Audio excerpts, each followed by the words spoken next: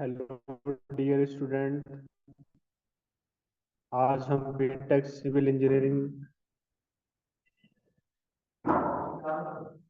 Third year का six semester के river engineering के सेकंड का है, उसकी हम डिटेल में चर्चा कर। जैसे कि हम लोग जानते हैं कि जो हमारी यूनिट यूनिट है सेकंड, ठीक है। इससे पहले भी मैंने आपको पार्ट ए में बताया था, ठीक है। बहुत ही महत्वपूर्ण यूनिट है हमारा। ये सब्जेक्ट है रिवर इंजीनियरिंग। इसमें टोटल 5 यूनिट है आपकी। पहली यूनिट है introduction to river morphology. Unit number second है river behaviour and hydraulic geometry. Unit number 3 है socio cultural influences and river restoration techniques and data analysis. Unit number 5 है river training and protection work. और प्रत्येक unit से 14 मिल जाते हैं। तो इसलिए जो हमारा पेपर बनता है आपका, वो 70 मार्क्स का होता है। तो जैसे कि हम कि जो हमारी सेकंड यूनिट है, एक ही बहुत यूनिट है।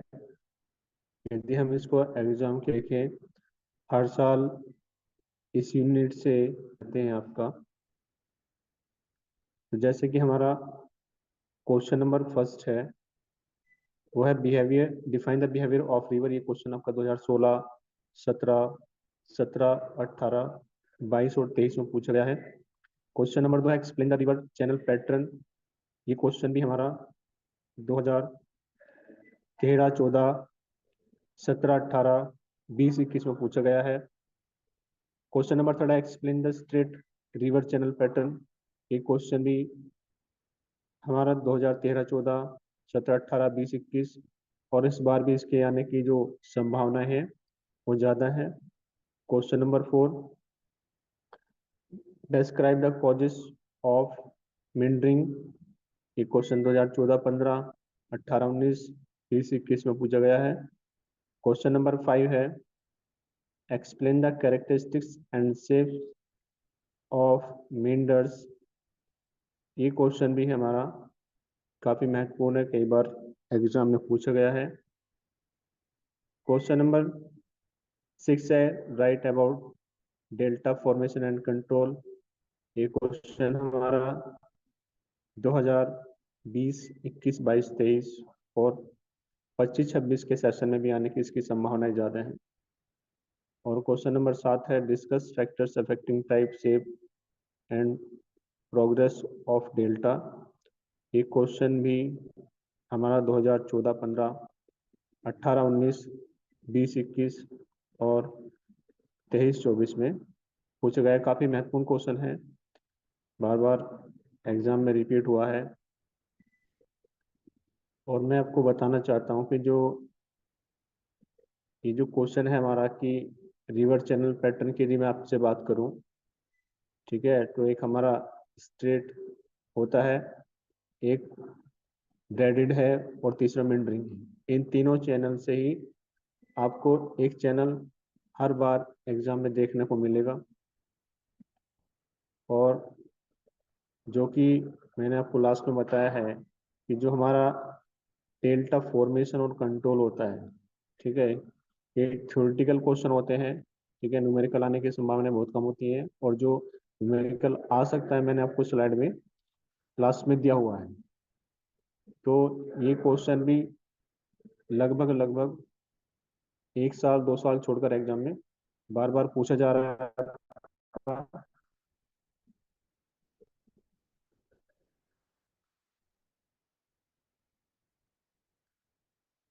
यदि हम इसके सिलेबस की बात करें, तो इसका जो 50% सिलेबस था मैंने आपसे पार्ट ए में, और पार्ट बी में जो इसका रिमेनिंग सिलेबस रह रहा है, मैं उसके बारे में आप लोगों से डिस्कस करूंगा। तो रिवर्स, देन बेड फॉर्म्स की बात करें, किस प्रकार रिवर में जो बेड बनता है, ये वो वाला लेटने वाला बेड नहीं की बात नहीं करेंगे, हम केवल सेडिमेंट्स की बात करेंगे। जो ग्रेवल और सैंड की वजह से जो जो नीचे जो बॉटम बनता है वो कैसे बनता है आपका। Then instability of river, then hydraulic geometry, and last delta formation. तो ये सिलेबस हम पार्ट बी में बहुत ही डिटेल में चर्चा करेंगे इसके बारे में। तो जैसे कि हम लोग जानते हैं कि जो सब्जेक्ट होता है हमारा या कोई भी टॉपिक होता है, तो बेसिकली हम लोग एक रूल को फॉलो करते हैं और उस रूल का नाम है 3W। तो पहले W का मतलब होता है कि जो सब्जेक्ट होता है आपका वो क्या है। देन सेकेंड W का मतलब होता है वाई, कि हम उस सब्जेक्ट की या उस टॉपिक की, उस यूनिट की जो स्टडी करनी है वो हम क्यों करें। और थर्ड W का मतलब होता है वेयर, यानी कि उसका एप्लीकेशन, कि उस सब्जेक्ट को पढ़ने के बाद उसका कहाँ कहाँ पे यूज किया जा सकता है। तो जब हमें इन तीनों क्वेश्चनों के हमें आंसर मिल जाते हैं तो हमारे लिए पढ़ना, उसे लर्न करना बहुत ही आसान हो जाता है। तो वन बाय वन करके हम अपने प्रश्नों का उत्तर जो है वो जानने की कोशिश करेंगे, जिससे सब्जेक्ट को इजीली समझ पाएंगे। तो हम बात करते हैं अपने पहले प्रश्न की, जो कि है कि what is behaviour and hydraulics geometry. ठीक है। तो जैसे कि हम लोग जानते हैं कि जो रिवर इंजीनियरिंग है, ठीक है, अपने आप में एक अलग ही सब्जेक्ट है, जिसमें रिवर के डिज़ाइन और उसकी ज्योमेट्री के बारे में बताया गया है। तो ये जो क्वेश्चन है आपका दो वर्ड से मिलकर आपका बना है, रिवर बिहेवियर और हाइड्रोलिक ज्योमेट्री। तो यदि मैं बात करूं इसके रिवर बिहेवियर की, तो रिवर बिहेवियर में हम जो बेसिकली चीज़ देखते हैं कि जो रिवर है, यानी कि जो आपकी नदी है, उसका फ्लो कैसा है। ठीक है। उसमें जो सेडिमेंट लोड है, मतलब जो ग्रेवल या सैंड वगैरह है, उनका कितना लोड है, कितने टाइप्स के भी हो सकते हैं आपके, और उसका एनवायरनमेंट पर क्या इफेक्ट पड़ सकता है। ठीक है, क्या उसका नेगेटिव इफेक्ट हो सकता है, क्या उसका पॉजिटिव इफेक्ट होता है। तो इन सब चीज़ों की हम लोग स्टडी करते हैं रिवर बिहेवियर में। यदि हम इसके हाइड्रोलिक ज्योमेट्री की मैं आपसे बात करूं, तो हाइड्रोलिक ज्योमेट्री का मतलब ये हो कि जब चैनल बनाया जाता है रिवर पर, ठीक है, तो उसकी मैं आपसे बात करूंगा कि उसका विड्थ कितना होना चाहिए, उसका डेप्थ कितना होना चाहिए, और उसकी जो ज्योमेट्री हो किस प्रकार की होनी चाहिए। ठीक है, ताकि जो हमारा रिवर का फ्लो हो वो हमारा स्मूथली वो फ्लो कर सके, और उसमें किसी भी प्रकार की कोई भी रुकावट, किसी भी प्रकार की कोई परेशानी, किसी भी प्रकार की कोई भी दिक्कत ना हो। यदि मैं इसकी कैरेक्टरिस्टिक्स की बात करूं, मतलब कि यदि मैं इसकी विशेषताओं की बात करूं, तो इसको भी मैं आपको पॉइंट टू पॉइंट बताने की कोशिश करूंगा। तो जो इसकी यदि की पहली विशेषता जो इसकी होगी डिस्चार्ज। ठीक है, इसे चैनल पर यूनिट में लिया जाएगा। विड्थ, जो चैनल की जो विड्थ होगी उसको मीटर में मेजर करेंगे हम लोग।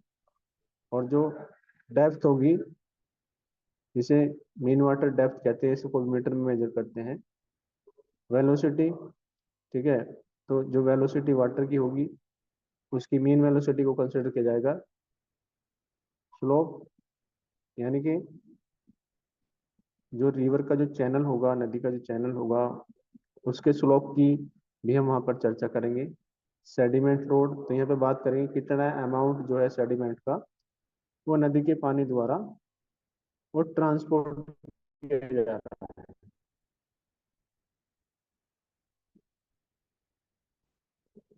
तो जैसे कि हम लोग स्क्रीन पर देख पा रहे हैं और मैं आप लोग को दिखाने की कोशिश कर रहा हूँ, तो एक डायग्राम डायग्राम मैं आपके लिए लेकर आया हूँ। तो देखिए, ये इसकी विड्थ है, एक नदी का क्रॉस सेक्शन लिया गया है। यहाँ पर ये इसकी डेप्थ को शो करता है, और ये एरो इसके जो रिवर है, जो नदी है आपकी, इसकी फ्लो को शो करता है। और ये जो एरो लगाए गए हैं इसकी बैंक विड्थ को शो करते हैं। पानी की जो वेलोसिटी होगी उसको डिस्टेंस अपॉन टाइम में मेजर करेंगे, जिसका मात्रक हमने मीटर पर सेकंड लिया है। और जो डिस्चार्ज होगा उसको निकालने के लिए हम लोग velocity into cross sectional area हमें लेना पड़ेगा उसको हम इस तरीके से मेजर कर सकते हैं।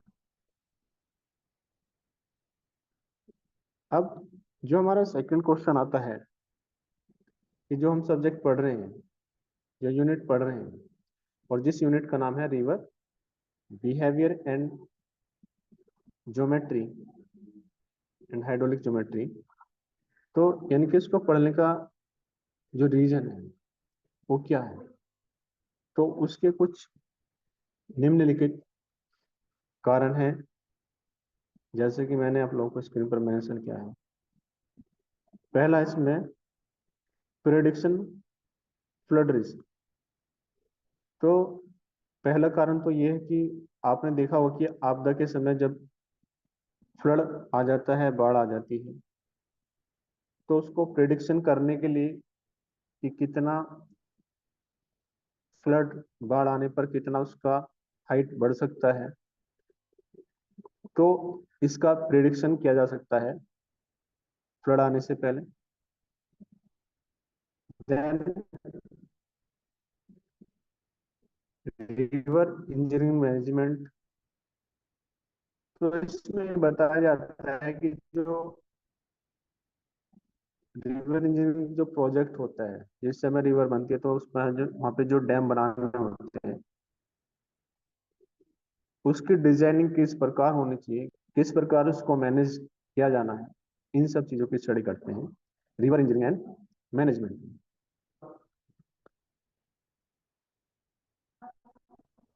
और अंडरस्टैंडिंग रिवर मॉर्फोलॉजी। ठीक है, तो मॉर्फोलॉजी का मतलब होता है कि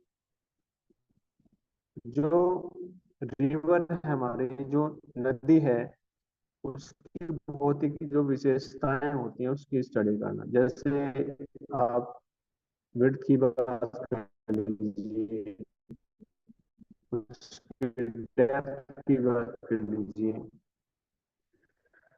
और जो वाटर है उसकी वेलोसिटी की बात कर लीजिए, सेडिमेंटल, और जो रेत, सैंड, ठीक है, जो न क्वांटिटी कितनी होगी उसको कैसे मेजर किया जा सकता है, तो इन सब चीजों को स्टडी करते हैं अंडरस्टैंडिंग रिवर मॉर्फोलॉजी में।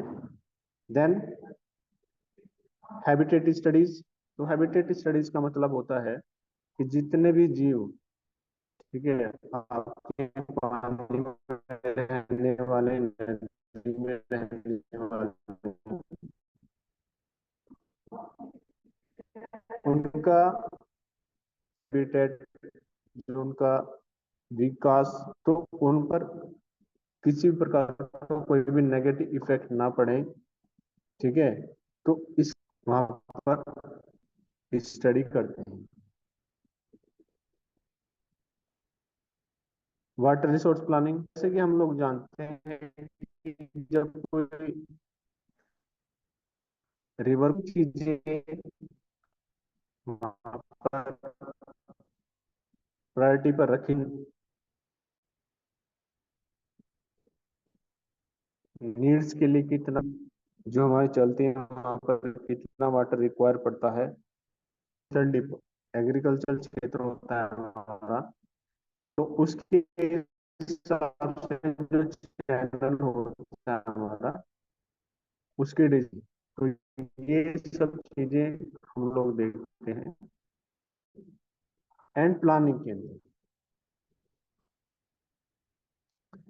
आपसे एप्लीकेशन की बात करूं तो इसकी, जिसमें से कि कुछ मैंने आपको स्क्रीन पर बात करूं, तो पहले इसमें आता है आपका डिस्चार्ज मॉनिटरिंग। इसमें बताया जाता है कि जितना जो आपके चैनल से डिस्चार्ज होता रहता है कंटिन्यूसली, उसकी प्रॉपर मॉनिटरिंग की जाती है और इस मॉनिटरिंग को, ठीक है, और उसका प्रोडिक्शन कर लेते हैं आज उसका कितना फॉलो हुआ, कितना डिस्चार्ज हुआ, अनुमान लगा लेते हैं। देन हैबिटेट असेसमेंट, असेसमेंट का मतलब ये होता है कि जो हम जितने भी जीव जंतु पानी में रहने वाले होते हैं, तो हम ये पता लग जाए कि किस प्रकार का जो एनवायरमेंट है, किस प्रकार की स्पीसीज, किस प्रकार के जीव के लिए उपयुक्त होती है। इसका भी यहाँ पर एक एप्लीकेशन पता लग जाता है। चेंजेस के दिमाग से बात करूं तो जियोमॉर्फिक चेंजेस है कि सेडिमेंट, ठीक है, जो पानी है उसकी डेप्थ में कितना वेरिएशन हो, चेंजेस। रिवर मैनेजमेंट इंजीनियरिंग की यदि मैं आपसे बात करूं तो इसका मतलब ये हुआ था कि जो चैनल बनता है आपका, ठीक है, तो जब चीज जाती है तो वहां पर उसका विड्थ कितना होना चाहिए, डेप्थ कितना होना चाहिए, इसकी जो बैंक होते हैं, जो किनारे होते हैं, वहां पर उसकी विड्थ कितनी होनी चाहिए। तो ये सब चीजें देखी जाती हैं रिवर मैनेजमेंट एंड इंजीनियरिंग के अंदर। फ्लड वेव प्रिडिक्शन, इसमें ये देखा जाता है कि जब भविष्य में फ्लड आए, पानी का जो लेवल है वो उसके लिए क्या व्यवस्था होनी चाहिए जाए। तो इसका भी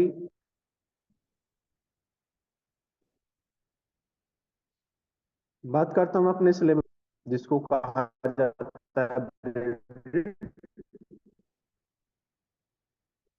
रिवर्स। का मतलब होता है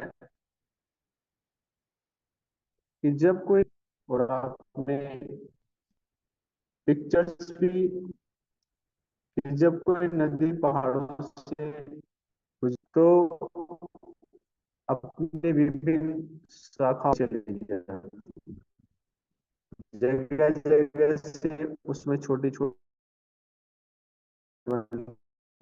चली जाती हैं, और प्रकृति के आधार पर यदि, तो इसकी काफी सारी पिक्चर्स आपको देखने को मिल जाएंगी ब्रेडेड रिवर्स के नाम से। तो क्या हुआ है, एक नेटवर्क बन जाता है इसका चैनल का, कि जहाँ पे छोटी छोटी जो रिवर्स होती हैं वो बनती हैं, टूट जाती हैं, फिर से रिजॉइन करती हैं, फिर से टूट जाती हैं।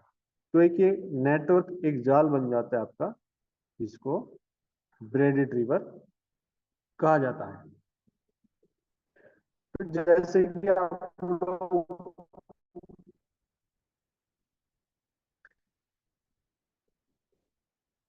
स्क्रीन पर देख पा रहे हैं, बहुत सुंदर सी पिक्चर आपकी है ब्रेडेड रिवर्स को समझने के लिए। तो यदि मैं इसके एग्जाम्पल की बात करूं तो जैसे रिवर है आपका, कोसी रिवर है, तो ये ब्रेडेड रिवर के उदाहरण है। स्क्रीन पर देखिए बड़े ध्यान से कि जो पिक्चर स्क्रीन पर लगाई गई है,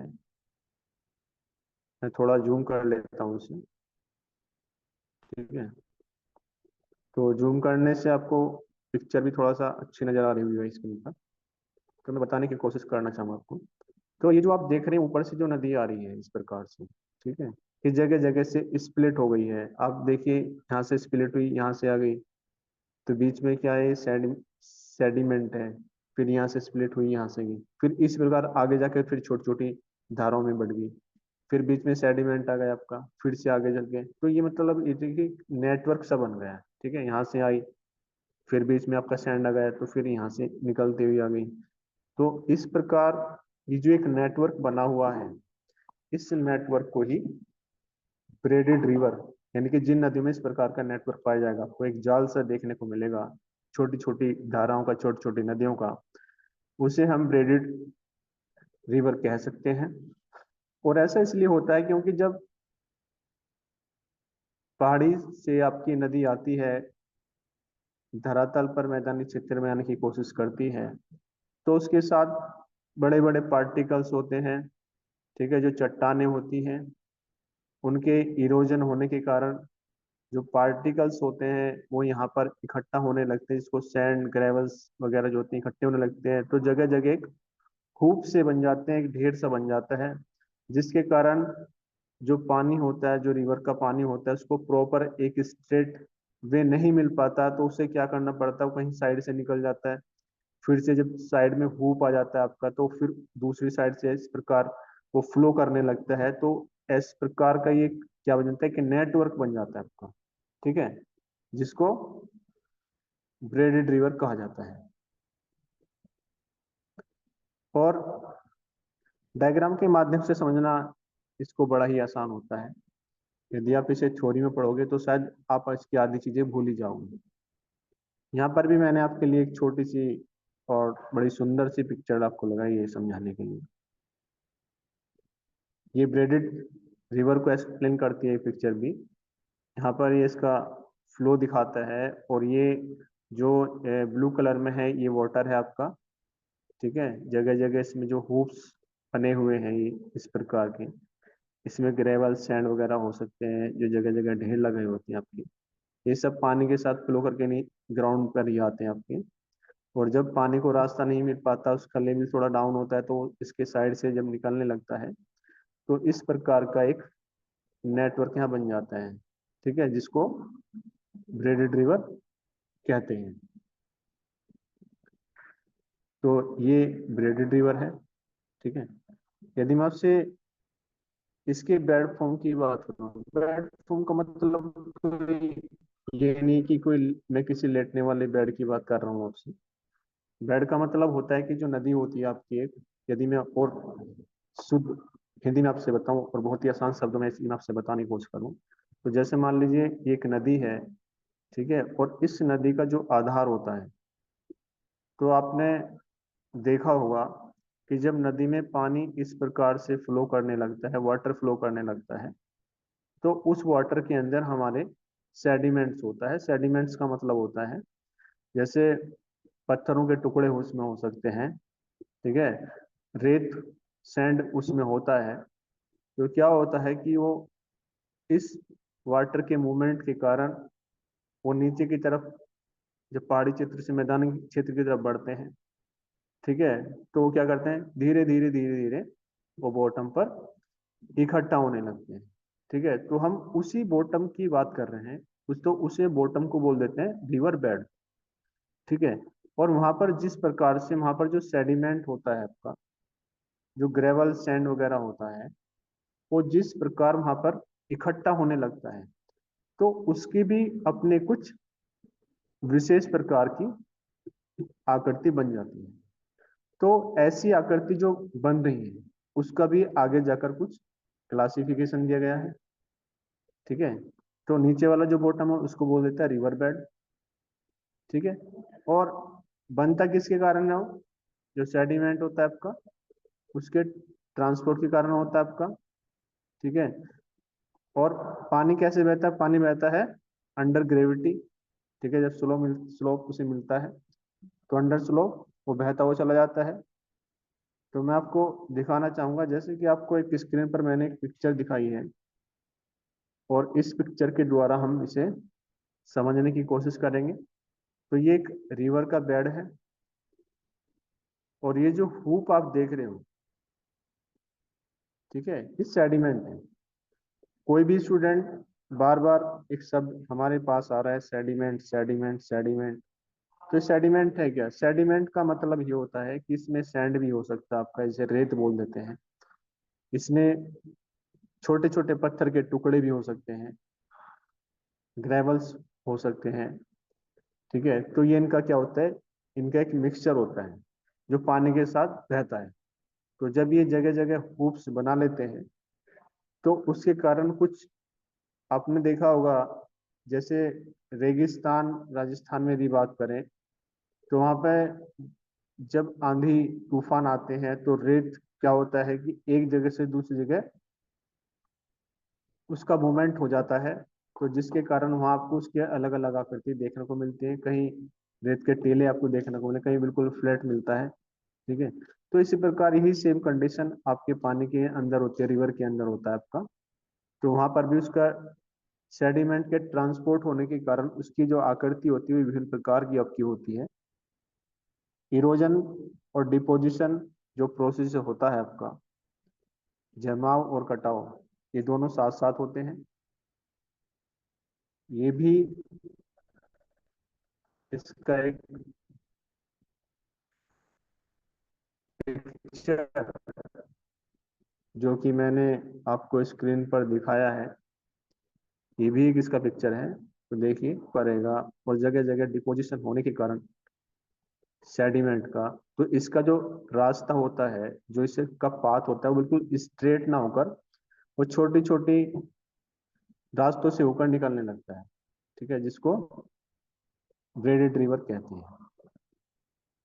यदि रिवर इनस्टेबिलिटी की यदि मैं आपसे बात करूं तो, चूंकि यदि मैं सब्जेक्ट की आपसे बात करूं तो आपको लगेगा कि शायद ये एक ऐसा शब्द है जो कि आपने पहली बार सुना होगा।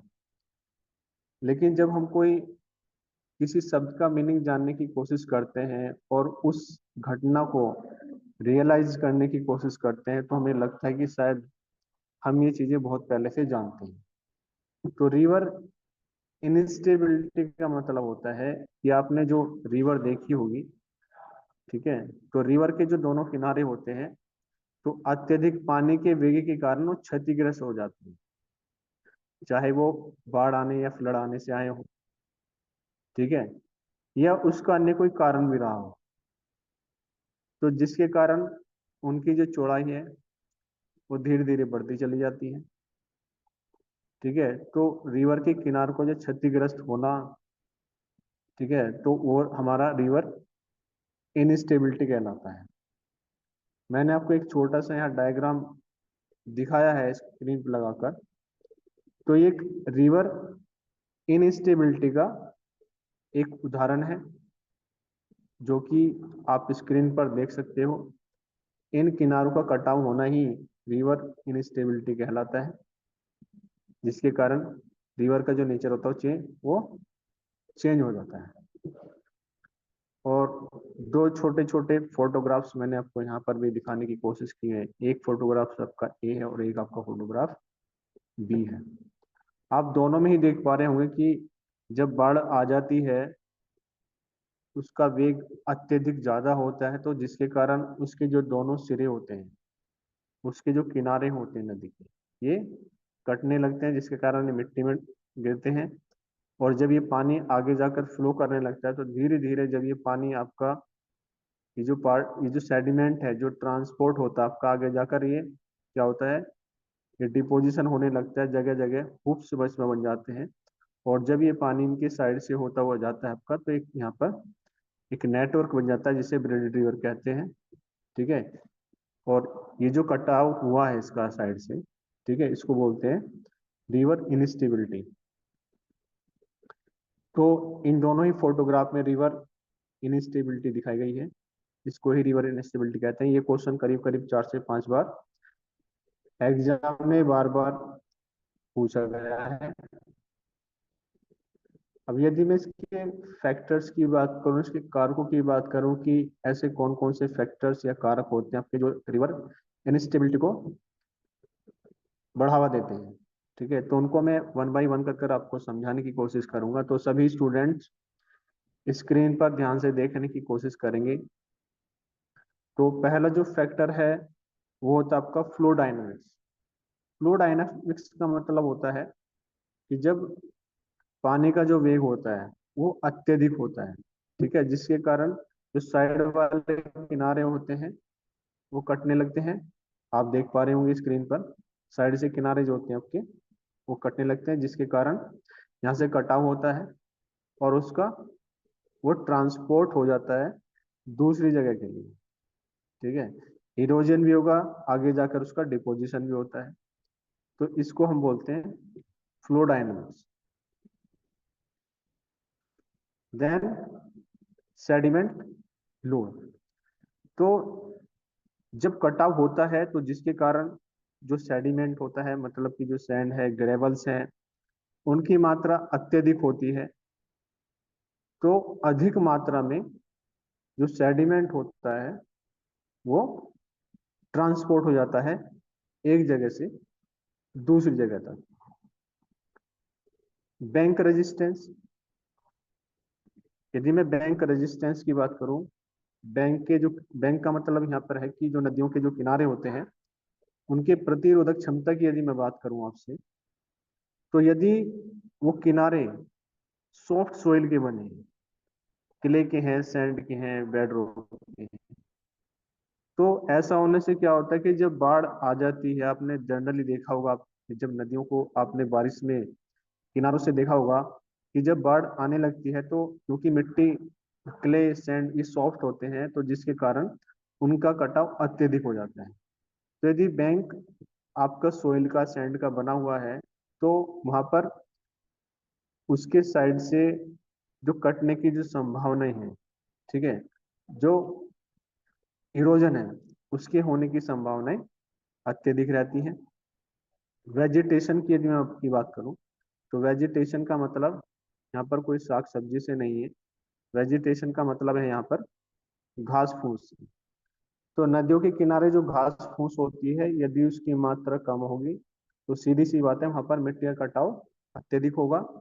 और यदि उनकी घास फूस की जो मात्रा है नदी के किनारे अत्यधिक होगी तो कटाव आपका उतना ही कम होता है, क्योंकि जो जड़ें होती हैं वो मिट्टी को पकड़ के रखती हैं, तो पानी का इफेक्ट किनारों पर कम होता है। तो इसको बोलते हैं वेजिटेशन।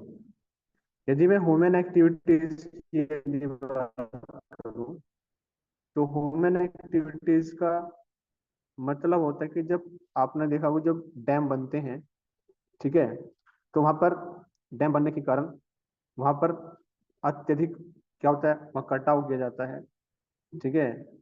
प्रोजेक्ट बनाने के लिए नदियों के जो किनारे होते हैं वहां पर कटाव किया जाता है, जिसके कारण अत्यधिक मात्रा में जो सेडिमेंट होता है, जो रेत होता है, वहां से एक जगह से दूसरी जगह ट्रांसपोर्ट किया जाता है। तो ये भी किस इनस्टेबिलिटी का कारण इसके समझा गया है। यदि मैं आपसे रिवर की बात करूं, तो आप करीब करीब 6-7 क्लास से आप होंगे। डेल्टा। तो डेल्टा का मतलब अपने उद्गम स्थान से लेकर और अंत में जब समुद्र से मिलती है या किसी दूसरे सोर्स से मिलती है, तो उस बिंदु पर एक इस प्रकार त्रिभुजाकार की एक आकृति बन जाती है, जिसे हाँ हम डेल्टा के नाम से जानते हैं। और ऐसा इस कारण होता है क्योंकि जब नदी समुद्र में जाकर मिलने लगती है तो उनके ज्वाइनिंग पॉइंट पर, जैसे कि आप लोगों को मैं इस फिगर में दिखाने की कोशिश कर रहा हूँ और सभी स्टूडेंट स्क्रीन को बड़े ध्यान से देखेंगे, तो उनका जो ये समुद्र है आपका और ये आपकी रिवर है, तो ये जो आप एरिया देख रहे हैं, ठीक है, तो यहाँ पे क्या हुआ, यहाँ पे डिपोजिशन हुआ है। जितना पीछे से आपका रेत, सैंड, ग्रेवल्स वगैरह हो, तो यहाँ पे डिपोजिट हुए हैं धीरे धीरे। तो फ्रंट से तो रास्ता मिलेगा नहीं जाने के लिए, तो नदी का पानी साइड से होकर निकलता है आपका। तो इस प्रकार की एक डी प्रकार की शेप आपकी बन जाती है। ये दूसरी फॉर्म में भी हो सकती है आपकी, जिसे डेल्टा कहते हैं। तो हमेशा एक शब्द याद रखिए कि जब नदी जो है समुद्र से मिलती है, तो वहां उस मिलने के स्थान पर, ठीक है, जो आकृति आपकी बनती है, तो उस आकृति को रिवर डेल्टा के नाम से जानते हैं। एयर में काफी बात है। दूसरा पिक्चर भी आप लोग ध्यान से देखेंगे, तो यहाँ पर भी जो आप ये ग्रीन जोन आप देख रहे हैं, आपने देखा होगा आपका, यहाँ पर आपका सेडिमेंट का डिपोजिशन होता है, जिसके कारण उन पर घास फूस जमने लगती है आपकी। और जब सामने से रास्ता नहीं मिलता तो जो नदियां होती हैं जो छोटी छोटी धाराओं में बट के अपने अंत में समुद्र में जाकर मिल जाती है। ठीक है। और ये जो आकृति आपकी बनती है, इस आकृति को ही हम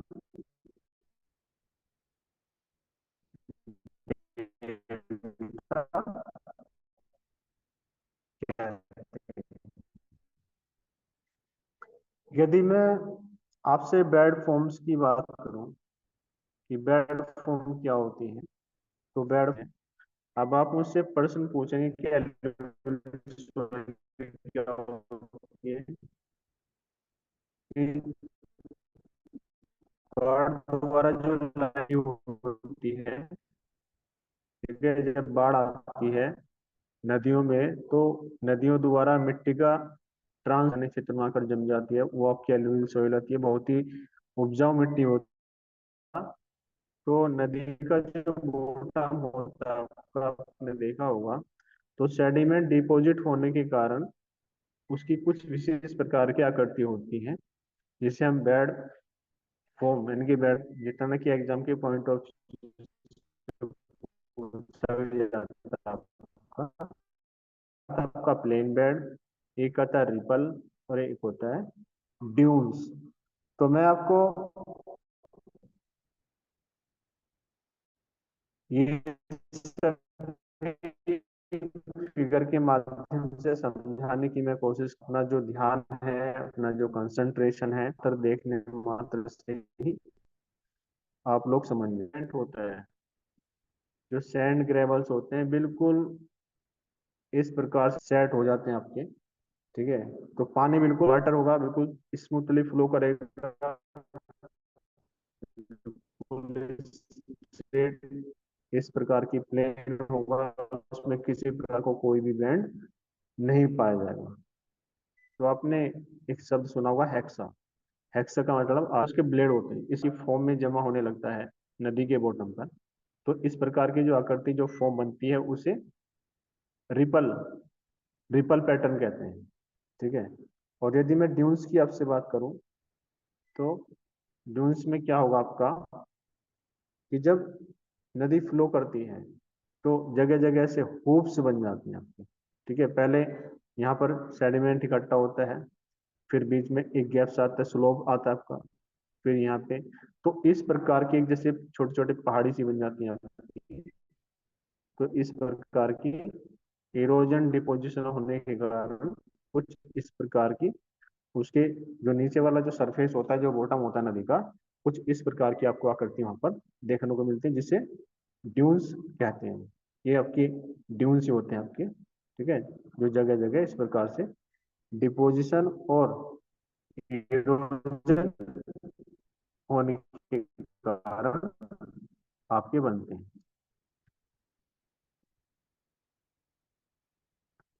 और एलुवियल प्लेन प्लेन का मैंने आपको बताया कि एलुवियल प्लेन वही है कि जो फ्लड, यानी कि बाढ़ द्वारा लाई जाती है मैदानी क्षेत्रों में, और ये मिट्टी काफी उपजाऊ होती है, इस प्रकार की मिट्टी को ही एलुवियल सोइल। मैं आपसे बात करूंगा मिनरल्स के बारे में।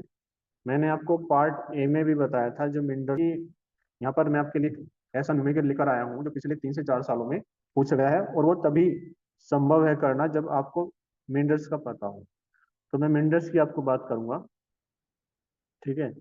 तो मिनरल्स में होता है कि जब कोई नदी आपकी इस प्रकार एस कर्व बनाती हुई, ठीक है, वो फ्लो करती है, तो उस प्रकार की जो हमारी रिवर होती है, उसे मिनरल्स कहते हैं।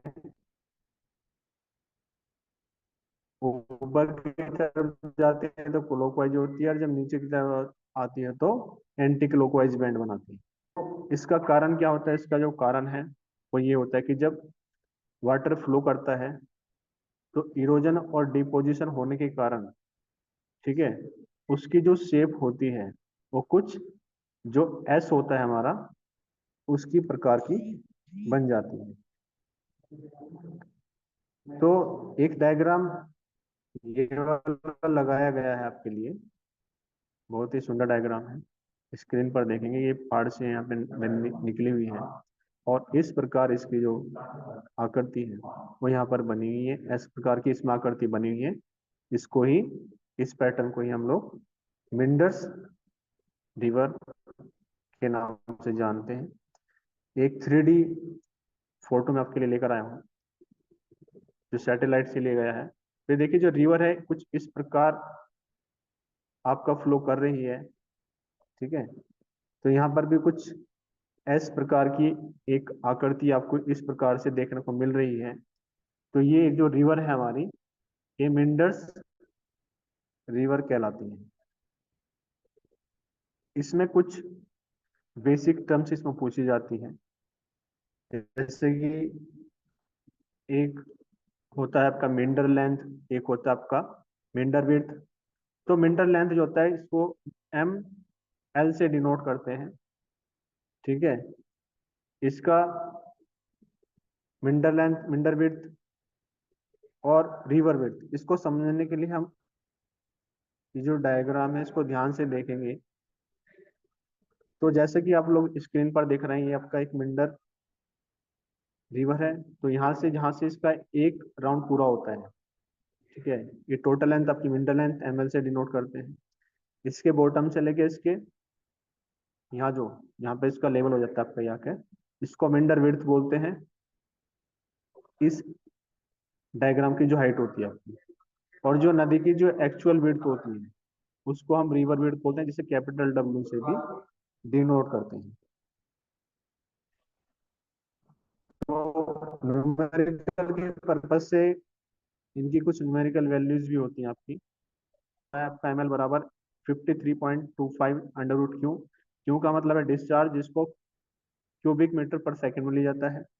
मिंडर यदि विड्थ तो जो होती है आपकी वो होती है एम डब्ल्यू बराबर 153.75 अंडर रूट क्यू, जहाँ पर क्यू आपका डिस्चार्ज होता है।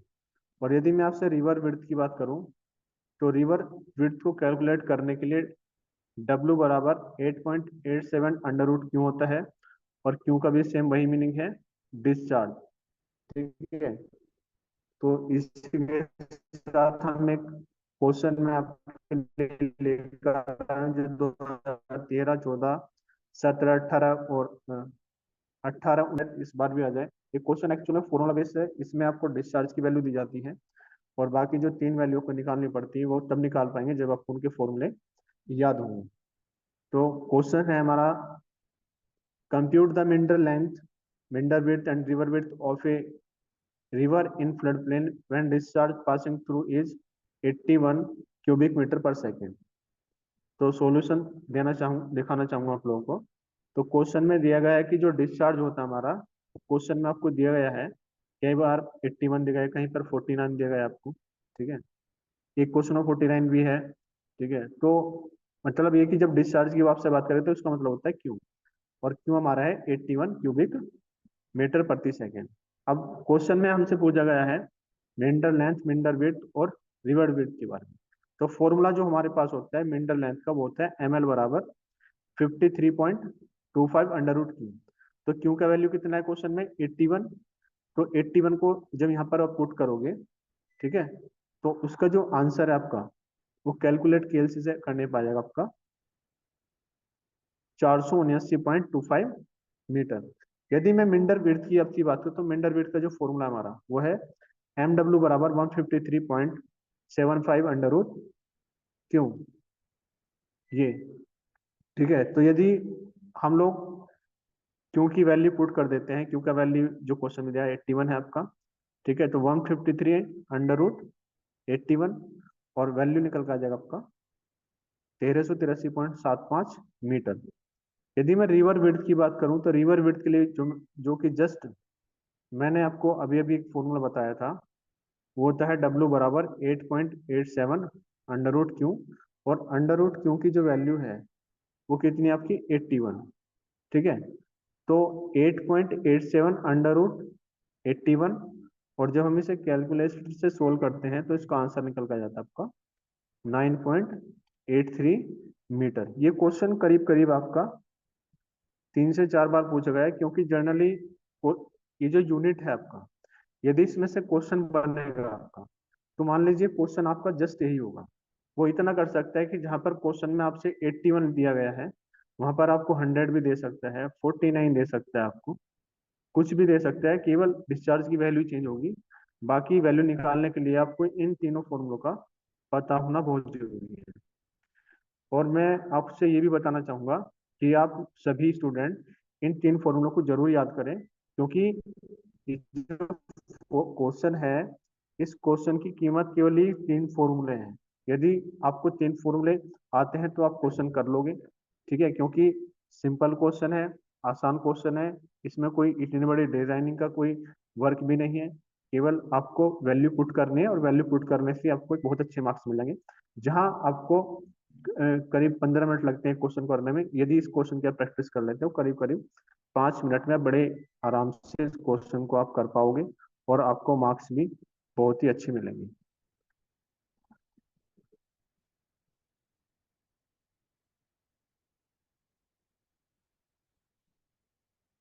Thank you everyone.